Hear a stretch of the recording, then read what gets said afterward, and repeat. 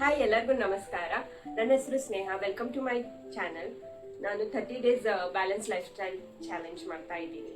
ನಾನು ಈ ಚಾಲೆಂಜ್ ಮಾಡಕ್ಕೆ ಮೇನ್ ರೀಸನ್ ನಂದು drawbacks of my hard work and efforts. ಹೆಂಗೆ ಅದ್ರ ಮಾಡಿರೋ ಲೈಫ್ ಇಂಬ್ಯಾಲೆನ್ಸ್ ಆಗುತ್ತೇನ ಅಂತ ಅನ್ಬೋದು. ಬಟ್ ಅದಕ್ಕೂ ಮುಂಚೆ ನಾನು ಈ ಚಾಲೆಂಜ್ ಕಂಪ್ಲೀಟ್ ಮಾಡೋಕೆ ಪ್ಲೀಸ್ ನಿಮ್ಮ ಸಪೋರ್ಟ್ ಬೇಕು. ಪ್ಲೀಸ್ ಸಬ್ಸ್ಕ್ರೈಬ್ ಮಾಡಿರಿ ನನ್ನ ಚಾನಲಿಗೆ. ನಂಗೆ ಅದರಲ್ಲಿ ಮೋಟಿವೇಶನ್ ಸಿಗುತ್ತೆ. ಹಾರ್ಡ್ ವರ್ಕ್ ಮತ್ತು ಎಫರ್ಟ್ಸ್ ಹಾಕಿದ್ರು ಲೈಫ್ ಇಂಬ್ಯಾಲೆನ್ಸ್ ಇತ್ತ.